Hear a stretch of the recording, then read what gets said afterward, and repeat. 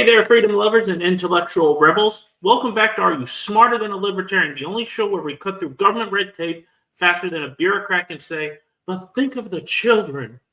Today we're talking about educational vouchers.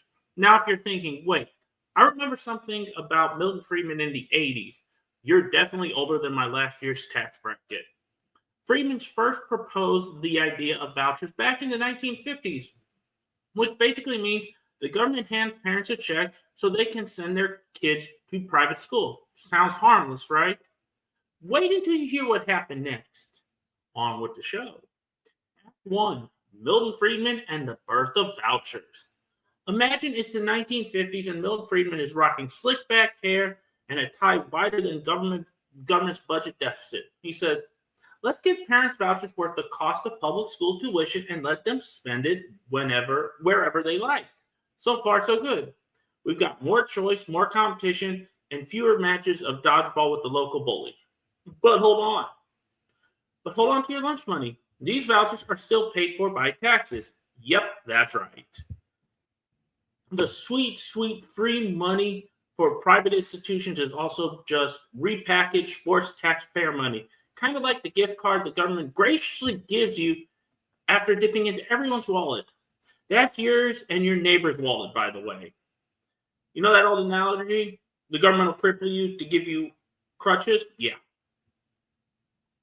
The second act, government intervention. But wait, there's more. So you introduce vouchers, and guess what? The government steps in again because, of course, there's now more regulation, more administration, and more officially approved red tape. This means that even if not all schools accept vouchers, all taxpayers are required to pay for them. Yes, folks, the government is basically that friend who always invites himself to the party and charges you a cleaning fee afterwards. So don't we all hate those friends? Oh, you like your nice private school free of government meddling. So cute. Here's a voucher along with new requirements, new paperwork, new curriculums to follow, and forms in triplicate, obviously. Also, we'll just send you some tax forms we invented this morning for good measure. The third act. It keeps growing. Market distortion, the roller coaster ride of prices.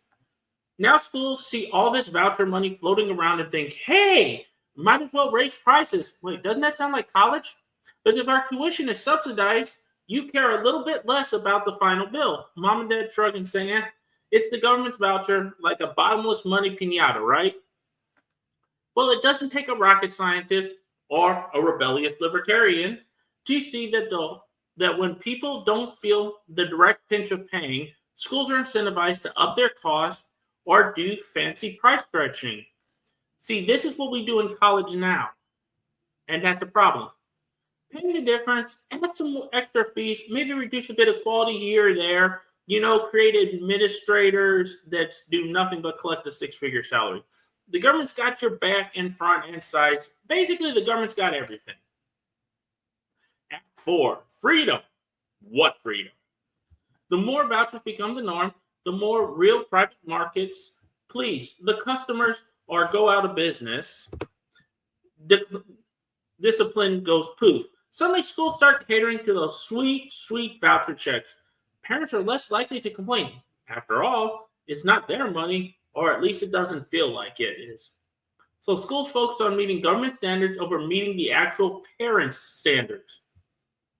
Eventually, pleasing bureaucrats and voucher-loving families is more important than pleasing those old-fashioned weirdos paying out of pocket who might actually demand quality. Gasp! Act 5, the heroes of our story.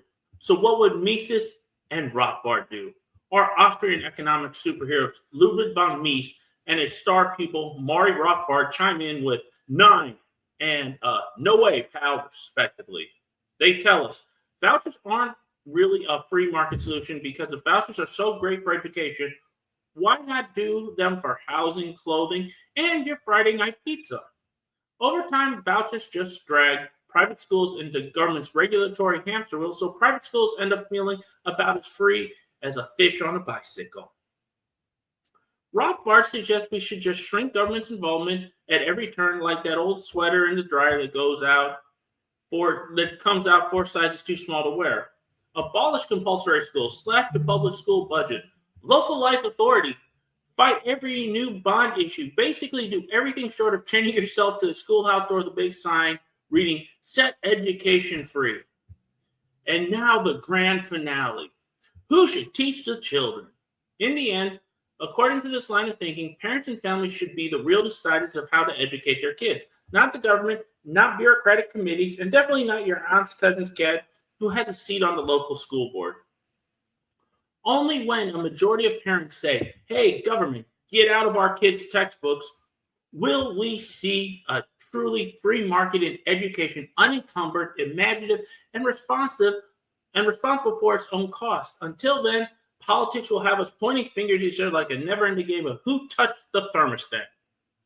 So, are you smarter than a libertarian? After today's episode, I hope so. But remember, if you find yourself waving that voucher like a flag of victory, it might just be the government's invitation to crash your private school party.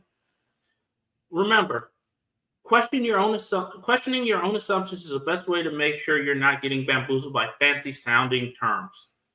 I hope I earned your subscription today. Please share this with your friends to spread this message of liberty all around the country and around the world. Until next time, I'm your host, Jeff Mentrick, reminding you, new videos drop every day.